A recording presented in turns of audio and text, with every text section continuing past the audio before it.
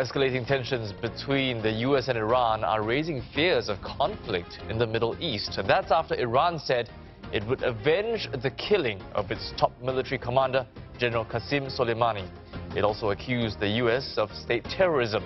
The general was killed in a U.S. airstrike in Baghdad.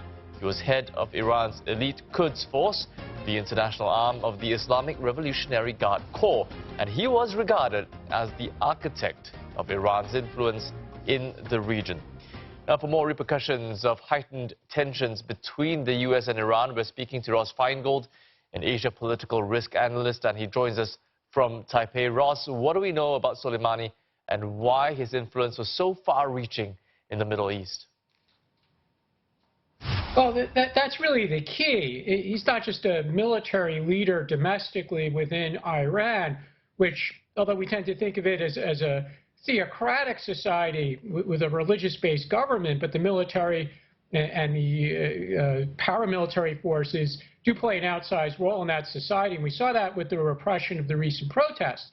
But also he has this role regionally, and that includes in Iraq, in Syria, in Lebanon, in the West Bank and the Gaza Strip, and other regions where there are either hot wars, such as Yemen, or somewhat warm, frozen conflicts in like Lebanon, or border tensions between Israel and Lebanon. So his influence and the military equipment or financial resources that he's involved in dispersing to the enemies of Iran and well, frankly, that endanger United States interests is quite substantial. So this is a great loss for the Iranian paramilitary or military apparatus. And of course, they're going to threaten to take retaliatory action. Ross, observers are saying that this move by the U.S. could be a turning point, and we have Iran saying that it would avenge his death. So how worried should we be about this becoming a full-scale conflict? Well, the United States over recent months has increased the amount of military resources that it has in the region, and frankly, that was in response to a series of provocative actions undertaken by Iran. It's unlikely that the United States or the Trump administration, or frankly even the Iranians, want a war. But there are going to be retaliatory actions by Iran. Then there will be further actions by the United States. So this will not be the end. We should expect Iran to do things like drone attacks or take very provocative actions in the water using its naval resources, potentially in the air, but its air power is significantly weaker than the United States. But then there are the proxy battlefields like in Lebanon or Syria or in Yemen or in the Gaza Strip, where Iran could, again, disperse weapons or financial resources that its proxies use against the U.S. or U.S. allies. And that's going to be something to watch for, but it's probably going to increase in the scope. How would the escalating tensions affect us here in Asia, though?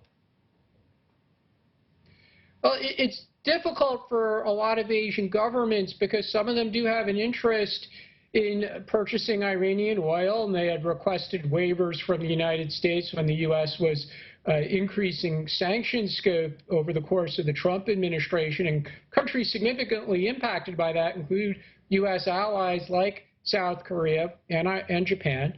Other countries, such as the Philippines, have a significant number of their citizens working in the region. So, of course, they don't want to see any tensions either. But when the United States requests its formal allies or its friends in the region to support the U.S. in these actions, a lot of these countries will feel compelled to do that. Now, Secretary of State Pompeo tweeted a few hours ago that he already spoke with the Chinese foreign minister to explain why the U.S. took this action. But based on past experience, China is very unlikely to take the U.S. side on this, obviously, and they're going to call for de-escalation. And frankly, Iran is their ally. And I think China is really a key country to watch, along with Russia, to see how they react to this, because we do know that Soleimani was up to no good.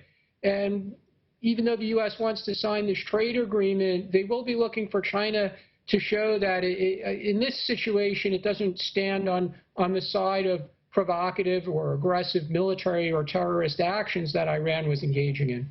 Ross, really quickly, oil prices. It surged today on news of the attack in some markets, but they were also negatively affected.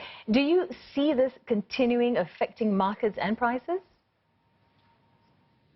Well, we'll have to look to U.S. friends such as Saudi Arabia and what they do to increase production. I mean, typically the U.S., because of its good relationship with Saudi Arabia, can count on Saudi Arabia to assist in this kind of situation. So given that today was the end of a short week with the holiday in the middle, it might be understandable that there was somewhat outsized or volatile reaction to this news.